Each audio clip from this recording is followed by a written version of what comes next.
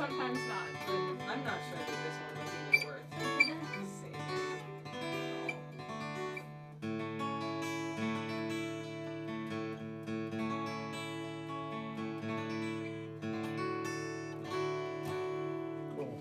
I learned how to build guitars as an apprentice in this shop. So I took advantage of the fact that Curtis had gotten the formal training, and he was just setting up the shop here in Huntingdon, and decided that the best way of figuring out if you know how to do something is to try to teach someone else how to do it. And I was the lucky recipient of that teaching. But there's no question that building collaboratively with Johanna here raised the quality of the instruments that we built. When I was 13, my parents took me to the Martin Guitar Factory, and that was a very eye-opening experience because we use so many things in our daily lives, but we don't frequently think about what is actually inside them, how they're made, the decisions that are made to make certain things work some way or another. And seeing the inside of an instrument and seeing how people actually were manipulating wood and tools to create something that, again, most people don't think about as a process to build, they just know it as a final product. Stringed instruments principally have two major components that allow that to happen. The top of the instrument, or the soundboard, and then the supporting structure of the instrument, which in the case of a guitar are the back and the sides of the guitar. And so by manipulating those woods, the materials themselves, what species of wood is chosen, and how they're worked, how they're braced or reinforced, you can hopefully guide that process. Gluing on the braces, carving the braces, bending the sides, gluing the box together, making the neck, carving the neck, fretting the instrument, putting the finish on. The whole process, depending a little bit on where we start with raw materials and how fancy the instrument is going to be, typically it would be about 150 to 200 hours worth of work.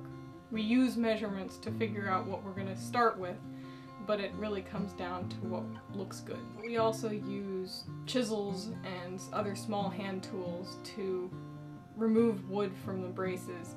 A lot of our bracing we carve in various different ways to try to get a certain tone out of it. We scallop certain braces, we taper other braces, and that's all a hand process that we go through. In a factory setting, a lot of the braces are pre-carved and glued onto the back or top with a lot of the wood already removed. By doing that handwork, we are able to really customize it to that particular instrument. To bend the side, we will use a jig with the wood already pre-wet. It's not soaking wet, but it's moist. We place that thin prepped side piece of wood in between two sheets of flexible metal, and then we force it along the curvature of that particular shape. In our case, we use high wattage light bulbs as a source of heat, and we'll actually put that wood in place, clamped against the hot surface. We'll leave that light bulb on for about 15 minutes. That'll help to dry the wood out in that particular shape against the curvature of the sides shape that we want. We'll leave the shape of the side in the jig, in the side bender, until it has cooled down completely. Generally somewhere between 45 minutes and an hour. We've always joked that if you don't know what to get a luthier for Christmas, you can always get a clamp. We have so many different types of clamps for a variety of different jobs. Clothespins, sometimes binder clips, special clamps for gluing on bridges, special clamps for gluing certain braces onto the sides. Our wall of clamps, we probably have 10 or 12 different varieties of clamps throughout the shop. One of the sort of stranger versions of a clamp that we use is actually called a go bar, and it's a very simple clamp where you actually use a piece of material. In our case, we use dowels longer than the distance between two fixed surfaces. Using that dowel and bending it to fit in between the brace that we're trying to clamp in, it actually creates downward force and holds that brace in place. It's an interesting process that's very ancient, very low tech, Not used in a lot of other applications, but is very effective for building guitars because a lot of times we're trying to place a brace in a location where it would otherwise be very difficult to get a clamp to fit.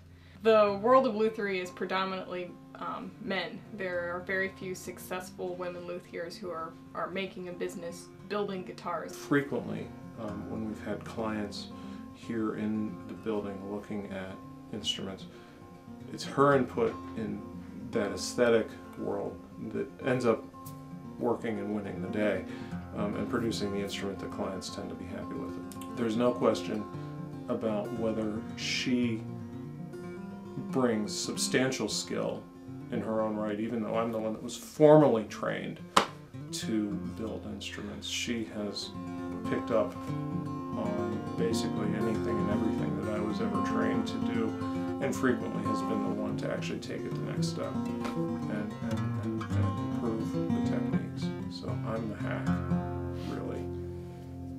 So, and she's the artist. I'm the hack.